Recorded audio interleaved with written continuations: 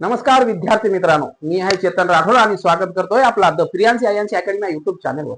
तर मित्रांनो, मागील जी पोलीस भरती झालेली आहे ते 2025-26 त्याचं प्रश्नपत्रिका विश्लेषण आपण बघत आहोत। त्याच्यात आपण जीएस जीके असेल, मराठी असेल, चालू घडामोडी असेल, गणित बुद्धिमत्ता या सगळ्या विषयाची आपण स्टेप बाय स्टेप मागील प्रश्नपत्रिका बघत आहोत। जर तुम्ही माझ्या चॅनलवर द प्रियांसी आयांसी अकॅडमी युट्यूब चॅनलवर नवीन असाल तर तुम्ही मागील व्हिडिओ बघा।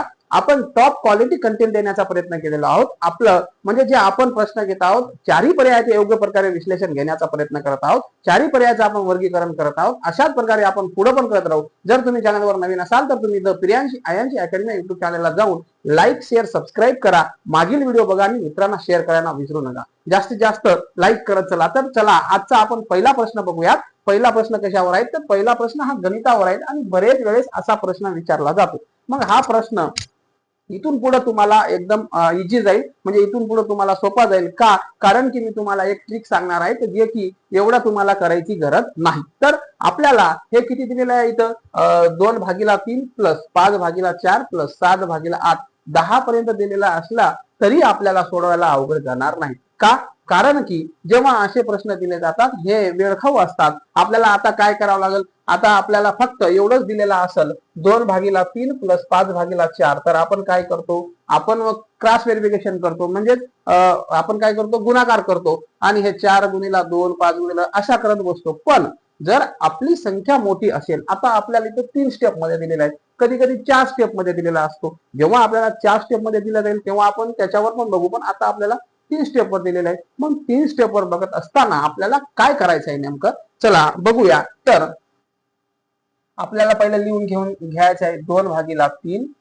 Plus 5/4 plus 7/8। आता आपल्याला काय करायचं आहे, जी खालची संख्या आहेत याची आपल्याला लसावी काढायची आहे, जी खालची संख्या आहेत याची आपल्याला लसावी काढायची आहे। मग लसावी काढत असताना काय करावं लागेल, मग ह्या तिन्ही संख्याला कुठल्या तरी एखाद्या संख्यानं भाग गेला पाहिजे। तर 3 4 ला 8 न भाग जातो का, जर जात असेल तर 8 आपला लसावी आहे, पण 4 न जातो पण 3 न जात नाही। मग कुठल्या संख्यानं त्या दोन्ही संख्यांना भाग जाईल, 3 न 4 न 12 ला जाते, पण 8 न 12 ला भाग जाते का, जात नाही। मग अशी एक संख्या घ्यावं लागेल आपल्याला जे की तिन्ही संख्यांना त्याच्यानं काय भाग गेला पाहिजे। तर आपण काय घेऊया 24, 24 न काय होते, तिन्ही संख्याला भाग जाते, 24 न तिन्ही संख्याला भाग जाते, किती न, आता हा 3 आहे त्याला किती न गुणल्यावर 24 येईल मित्रांनो, तर 8 न गुणल्यावर 24 येईल। मग हा 8 न गुणल्यावर 24 येईल, मग वरी पण 8 नच गुणायचं, वरी काय करायचं आपल्याला 8 नच गुणायचं आहे, वरी पण 8 नच गुणायचं आहे। आता हा 4 आहे याला किती न गुणल्यावर आपल्याला 24 येईल, तर 6 न गुणल्यावर 24 येईल, तर वरी पण आपल्याला काय करायचं आहे 6 नेच गुणायचं आहे। आणि हा 8 आहे, किती न गुणल्यावर 24 येईल, 3 न गुणल्यावर 24 येईल, तर आपल्याला वरी पण 3 नच गुणायचं आहे। आता किती झाले आपले बघा, 8 दोन्ही 16, इथं लिहून घेतो मी 8 दोन्ही 16 प्लस त्यानंतर काय 5 सकम 30 30 प्लस काय 7 त्रिक 21, 7 त्रिक 21 भागिले काय 24, खालची संख्या 24 आहे। आता आपण वरचं प्लस करू शकतो। मग प्लस करत असताना 2 0 1 0 6 किती झाले वरचे 7 आणि 2 आणि 3 5 आणि 1 6 67 आणि हा खालचा 24 हा आपला फायनल उत्तर आहे 67/24। कुठे आहे पर्यायामध्ये 23/12 चुकीचा आहे, त्यानंतर 14/15 चुकीचा आहे, 67/24 हा आपला योग्य उत्तर आहे मित्रांनो। काय 67/24 हा आपला योग्य उत्तर आहे। 24 47 आहे का, नाही, तर 67/24 हा आपला योग्य उत्तर आहे। चला दुसरा प्रश्न बघूयात काय आहे, पुढील प्रश्न मालिकेतील चुकीचे पद ओळखा। चुकीचे पद आपल्याला ओळखायचे आहेत। आपल्याला एक प्रश्न मालिका दिलेली आहे आणि 4 पर्याय दिले गेलेले आहेत, तर या पर्यायापैकी आपल्याला चुकीचा पद ओळखायचा आहे। तर चुकीचा पद ओळखताना आपल्याला ह्या गोष्टी कशा प्रकारे वेगळ्या होतात ते बघणं आवश्यक आहे। तर बघूया, ही 85 आहे, त्यानंतर 79 आहे, त्यानंतर 76 70 68 आणि 61 दिलेला आहे। आपण बघूया स्टेप बाय स्टेप।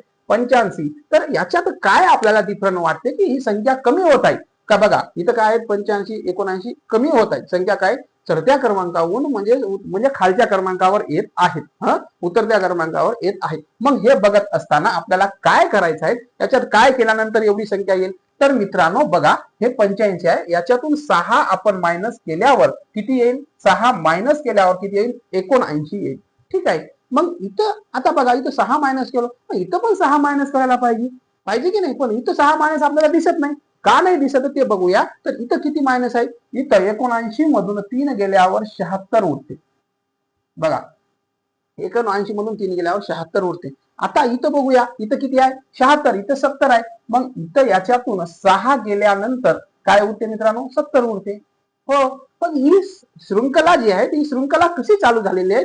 -6 -3 -6. आता इकडं -3 यायला पाहिजे आणि इकडं -6 यायला पाहिजे. या गोष्टी अशा चालू झालेल्या आहेत. म्हणजे कधी मोठी संख्यानं मायनस, मग नंतर लहान संख्यानं मायनस. तर 70 मधून किती जायला पाहिजे? आता 3 जायला पाहिजे. 70 मधून 3 गेल्यानंतर किती येते मित्रांनो? 67 येते. इथं आपल्याला दिलेला 68, म्हणून हा आपला उत्तर चुकीचा आहे. पण पुढे बघूया, याच्या नंतर एवढी संख्या होते का? पण 67 मधून 6 गेल्यानंतर 61 होते का? तर हो. तर योग्य उत्तर जो आहे आपला हा 68 आपला इथं चुकलेला आहे. आपल्याला द्यायला पाहिजे होते 67 आणि दिले 68, म्हणून 68 आपल्याला पर्यायामध्ये बघायचा आहे. तर पर्याय क्रमांक 3 हा 68 दिलेला आहे. तर पर्याय क्रमांक 1 चुकीचा आहे, 2 चुकीचा आहे, 4 चुकीचा आहे. पर्याय क्रमांक 3 68 हा आपला योग्य उत्तर आहे मित्रांनो. हे आलं लक्षात? पुढचा प्रश्न बघूया विद्यार्थी मित्रांनो. अजित सूरजला म्हणाला, कशावर आहे? तर प्रश्न पहिले आपण हे करून घेऊया, वाचून घेऊया कशावर आहे.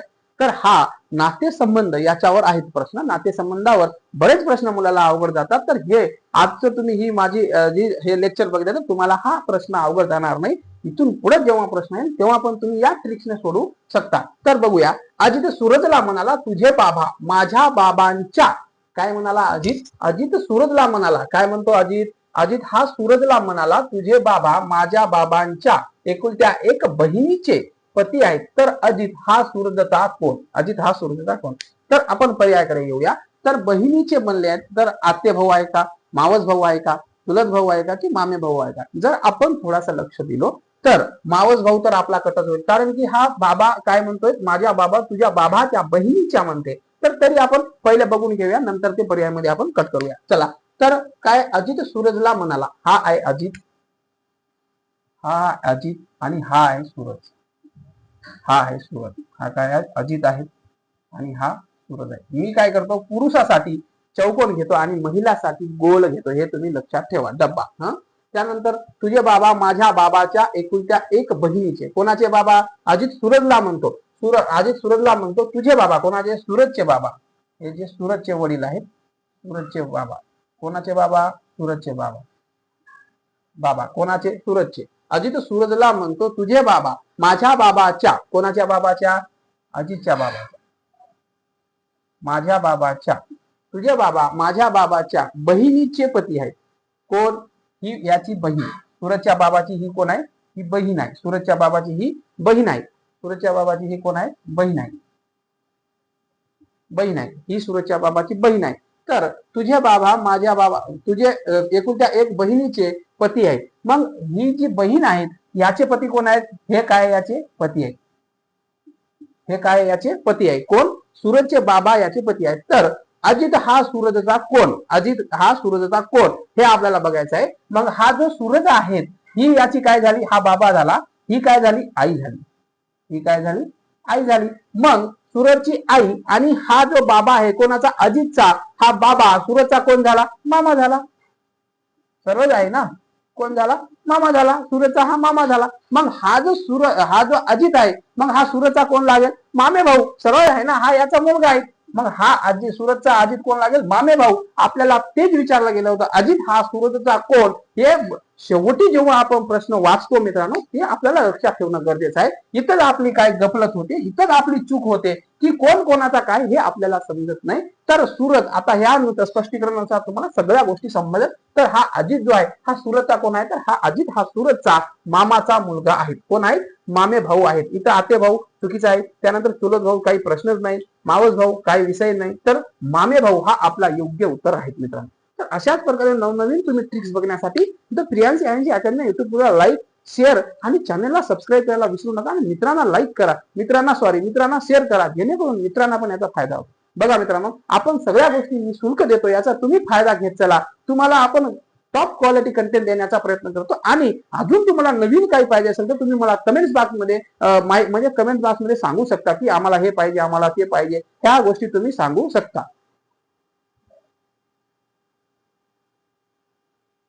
चला पुढचा प्रश्न बघूया. तर प्रश्न चिन्हाच्या जागी काय येईल? प्रश्न चिन्हाच्या जागी काय येईल? कुठं प्रश्न चिन्ह आहेत? आपल्याला एक डब्बा दिलेला आहे म्हणजे स्क्वेअर दिलेला आहे, त्याच्यात आपल्याला प्रश्न चिन्ह कुठे आहे? हा बघा इथं प्रश्न चिन्ह आहे. याच्या जाग्यावर काय येईल आपल्याला विचारलं गेलेलं आहे. तर पर्याय दिलेला आहे आपल्याला 4, 7, 5, 8 आणि 6. तर मित्रांनो आपल्याला बघायचं आहे याच्या जाग्यावर काय येईल.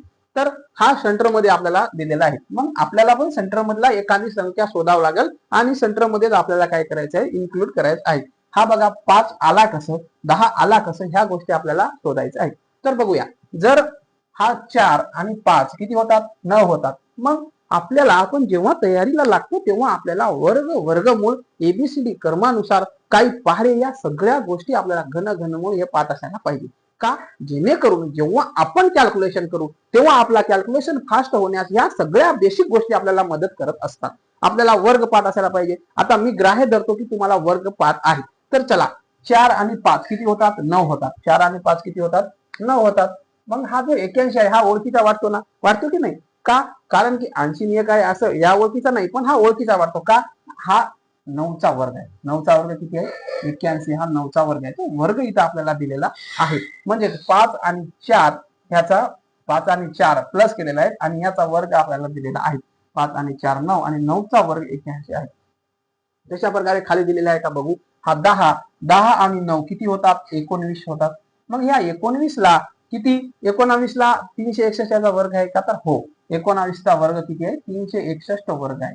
म्हणजे काय दिलेले आहे की जवळची जी दोन संख्या आहेत त्याचा वर्ग आपल्याला अलीकडच्या याच्यात दिलेला आहे. तर आपण बघूया 7 हा 144 आहे. मग 144 हा कोणाचा वर्ग आहे? 144 हा कोणाचा वर्ग आहे? तर हा 12चा. 12चा वर्ग आहे. मग हा इथं आपल्याला संख्या किती दिलेली आहे? 7. मग इथं आपल्याला किती ऍड करावं लागेल जेणेकरून दोन्ही संख्या मिळून याची प्लस 12 होईल. त्याने याचा वर्ग काय होईल? 144 होईल. मग 7 आणि 5 किती होतात? 12 आणि 12चा वर्ग जो आपल्याला दिलेला आहे तर 12चा वर्ग काय आहे? 144 आहे. म्हणून आपला इथं काय यायला पाहिजे? तर इथं आपल्याला 5 यायला पाहिजे, जे की पर्याय क्रमांक कशात दिलेला आहे? तर पर्याय क्रमांक 2 मध्ये हा 5 दिलेला आहे.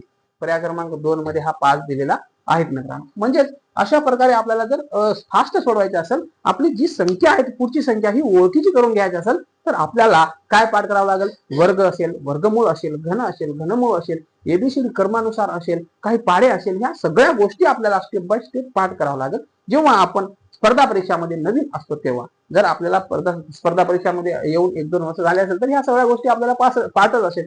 पण जेव्हा आपण नवीन तयारीला सुरुवात करतो तेव्हा या सगळ्या गोष्टी पाठ असायला पाहिजे, जेणेकरून आपली स्पीड कशाला? प्रश्न सोडवायला आपली स्पीड वाढेल. पुढचा प्रश्न बघूया. सांकेतिक भाषा याच्यावर प्रश्न विचारला गेलेला आहे. तर प्रिंटरला कीबोर्ड म्हटले, कीबोर्डला माऊस म्हटले, माऊसला स्पीकर म्हटले, तर टायपिंग कशाच्या सहाय्याने कराल? टायपिंग कशाच्या सहाय्याने कराल? मग ह्या गोष्टी करत असताना आपल्याला पुढच्या पण गोष्टी माहिती असायला पाहिजे. अडवास आता आपल्याला माहितच नसेल टायपिंग कशाने करतात, मग काय फायदा एवढं वाचून? तर टायपिंग कसल्या गोष्ट? प्रिंटरला काय म्हटले? कीबोर्ड म्हटले. प्रिंटरला काय म्हटलेलं आहे? कीबोर्ड म्हटलेलं आहे. कीबोर्डला प्रिंटरला कीबोर्ड म्हटलेला आहे. कीबोर्डला काय म्हटलेलं आहे? माऊस म्हटलेला आहे. माऊसला काय म्हटलेलं आहे? स्पीकर म्हटलेलं आहे. तर टायपिंग कशाच्या सहाय्याने करतो? तर आपण टायपिंग ही कशाने करतो? कीबोर्डनं करतो. मग आपल्याला माहित असायला पाहिजे की कीबोर्ड कशाला कीबोर्ड मधलेला आहे? तर कीबोर्ड हा माऊसला म्हटलेला आहे. कीबोर्ड हा माऊसला म्हटलेला आहे. तर प्रश्नात आपल्याला काय येईल? आपला उत्तर काय येईल? स्पीकर येईल का? नाही. कीबोर्ड येईल का? नाही. कीबोर्ड येणार नाहीत. आणि काय येईल? माऊस. 3 नंबर पर्याय क्रमांक 3 हे आपला योग्य उत्तर येईल. चला पुढचा प्रश्न बघूया. चला बघूया टॉप क्वालिटी कंटेंट म्हणजेच महत्वाचा प्रश्न बघूया. आपला प्रश्न क्रमांक किती आहे? हा 6वा असेल. प्रश्न क्रमांक 6वा. पण याच्यावर 5 प्रश्न विचारले जातात. किती? 5 प्रश्न विचारले जातात. पोलीस भरतीला हा प्रश्न कधी मध्येच विचारला जातो, पण ज्या इतर भरती आहेत त्या भरतीला हा प्रश्न प्रत्येक वेळेस विचारला जातो. त्याला सिटिंग अरेंजमेंट असे पण म्हणतात, म्हणजेच बैठक व्यवस्था. मग या बैठक व्यवस्थेवर आपल्याला काय विचारलं आहे ते बघूया. प्रश्न मोठा आहे, सोडायला जरा वेळ लागू शकतो, पण 5 प्रश्न आपले अजिबात चुकणार नाहीत. कारण की जर आपण प्रॅक्टिस केलो तर आपण याच्यात इझीपणे आपण सोडवू शकतो. शिक्षक भरती जी टेट होते त्याला बरेच वेळेस याच्यावर प्रश्न विचारला जातो. तर चला बघूया, आपण प्रश्न वाचायला सुरुवात करूया. तर काय आहेत प्रश्न? एका वर्तुळाकार मैदानावर काय आहेत? एका वर्तुळाकार मैदानावर कडेने अ ब फ क ड ई फ ग ज ही 8 मुले समान अंतरावर आत तोंड करून हा महत्वाचा आहे. काय महत्वाचा आहे? कुठला शब्द महत्वाचा आहे आपल्यासाठी? आत. कधी कधी बाहेर तोंड करून असते, कधी आत तोंड करून. जेव्हा बाहेर तोंड करून असते तेव्हा दिशा ही चेंज झालेली असते. आत तोंड करून उभे आहेत. त्यात अच्या उजव्या बाजूला लगतच ड असून, हे बघा, इथून आपला प्रश्न स्टार्ट होतो. इथून आपल्याला सोडवायला सुरुवात करायला पाहिजे. अच्या उजव्या बाजूला ड असून समोर ई उभा आहेत. कोणाच्या? अच्या. ब हा ज च्या उजव्या बाजूला लगतच असून तो ग च्या समोर आहे. क च्या समोर दक्षिणेला ड उभा आहे. बघा, तर आपल्याला काय करायचं आहे? सुरुवात करायची आहे. मग आपल्याला काय करावं लागेल? मग पहिला आपल्याला काय करायचं आहे? तर 8 मुले, हे बघा, हे झाले 8 मुले. तर हे काय केलेले आहेत? हे आत तोंड करून उभे आहेत. कसे आहेत? आत तोंड करून उभे आहेत. आत तोंड करून उभे आहेत. हे बघा, टोक बायाच्या दिशेला असेल पण हे मुलं आत तोंड करून उभे आहेत. आत हे शिरोबिंदू झाला, आत तोंड करून उभे आहेत. तर आपल्याला काय दिलेलं आहे? तर आपण सुरुवात करूया. तर आपल्याला महत्वाचं असं आहे की सुरुवात करत असताना त्याच्या रिलेटेड शब्द यायला पाहिजे. म्हणजे अ आहे तर अच्या रिलेटेड शब्द जर आला आतमध्ये तर आपल्याला सोडवायला काय होते? ते सोपा जाते. तर बघूया, अच्या उजव्या बाजूला लगतच ड असून, आता आपण पहिली उजवी आणि डावी बाजू जाणून घेऊया. इथं जर मी ई लिहिलो, अ लिहिलो, तर ही उजवी बाजू इकडची आणि डावी बाजू इकडची आहे. काय आलं लक्षात? डावी बाजू इकडची आहे, उजवी बाजू इकडची आहे. तर मला काय करायचं आहे? अच्या उजव्या बाजूला लगतच ड आहे. तर मी जर अ इथं लिहिलो तर लगतच ड इथं येईल. ही उजवी बाजू आहे. तर आपल्याला अजून पुढं ह्या दोघांच्या बाबतीत काय सापडते का ते बघू. जर हे सापडत असेल तर आपल्याला ते सोडवण्यास सोपा जाईल. अच्या उजव्या बाजूला ड असून समोर ई उभा आहे. ईचा आणि याचा काही संबंध आहे का? नाही. ब हा ज च्या उजव्या बाजूला लगत असून तो ग च्या समोर उभा आहे. तर याचा संबंध आहे का? नाही. ग च्या समोर आहे. क हा क च्या समोर दक्षिणेला ड उभा आहे. काय? क च्या समोर दक्षिणेला ड उभा आहे, पण ड च्या शेजारी फ नाही. तर ज च्या समोरची दिशा आपल्याला बघायची आहे. तर बघूया आता ड च्या काय आहे? काय? तो ग च्या समोर आहे. क च्या समोर दक्षिणेला ड उभा आहे. काय? क च्या समोर दक्षिणेला काय आहे? ड उभा आहे. ह्या गोष्टी आपल्याला माहित पाहिजे. ही दिशा आहे. दिशा आपल्याला माहित आहे. उत्तर काय? उत्तर, पूर्व, पश्चिम आणि दक्षिण या दिशा माहित आहे. आपल्याला काय दिलेल्या आहेत? तर आपल्याला आता बघा, अच्या उजव्या बाजूला लगतच ड असून ड क च्या समोरच्या दक्षिणेला, म्हणजे समोर दक्षिणेला कोण उभा आहे? ड उभा आहे. कोणाच्या? क च्या. तर मी काय करतो? इथं उत्तर आहे, क इथं लिहितो आणि ड इथं लिहितो.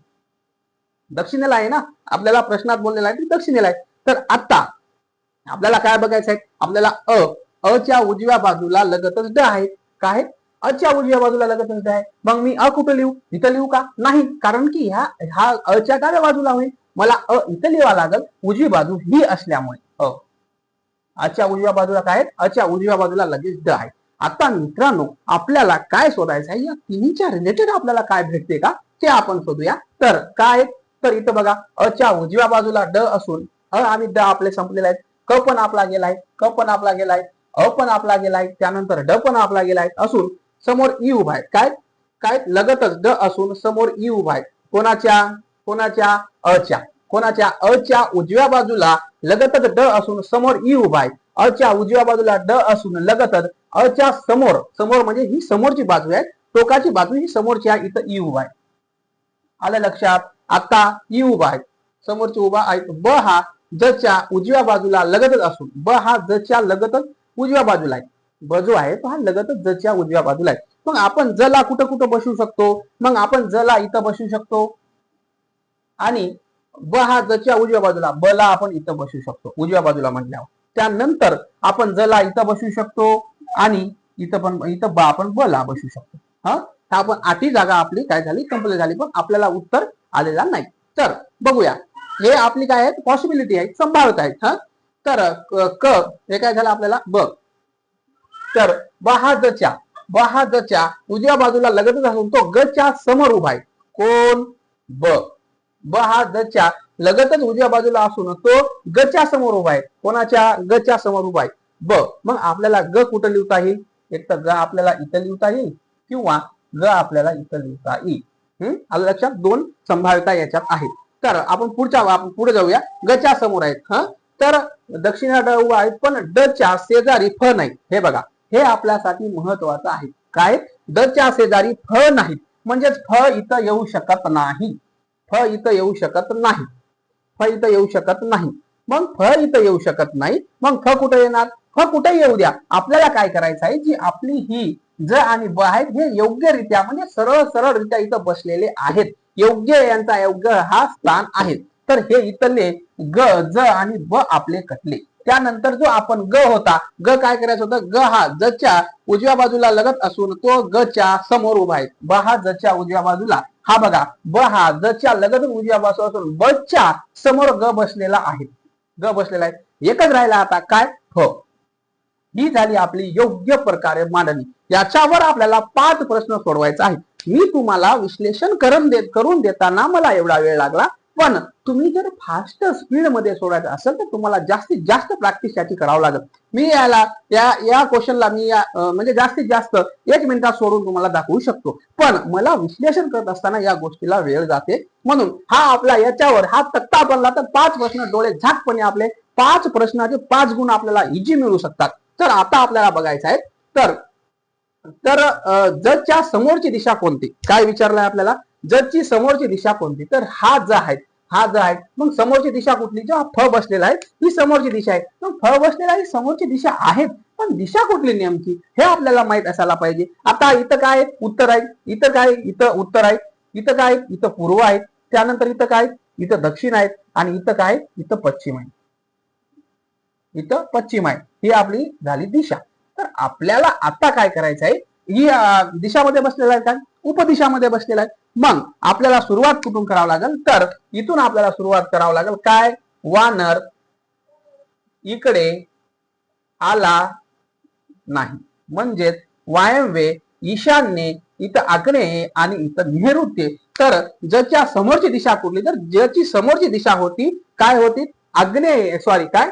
वायव्य ही ज्याच्या समोरची दिशा आहे म्हणजे पर्याय क्रमांक 4 हा आपला योग्य उत्तर आहे. याच्यावर 5 प्रश्न विचारले गेले आहेत. याच्यावर किती? 5 प्रश्न विचारले गेलेले आहेत. तर तुम्ही हे प्रश्न अशा प्रकारे सोडू शकता. जर तुम्ही the Priyanshi INC academy YouTube चॅनलवर नवीन असाल तर मागील व्हिडिओ बघा मित्रांनो. त्याच्यात आपण टॉप क्वालिटी कंटेंट शिकवण्याचा प्रयत्न केलेला आहे आणि टॉप क्वालिटी कंटेंट आपण निशुल्कपणे देत असतो. तर ते तुम्ही बघा. व्हिडिओला शेअर करा मित्रांना, जेणेकरून मित्रांना पण त्याचा फायदा होईल. व्हिडिओला लाईक करत चला आणि चॅनलला सबस्क्राईब करा. धन्यवाद.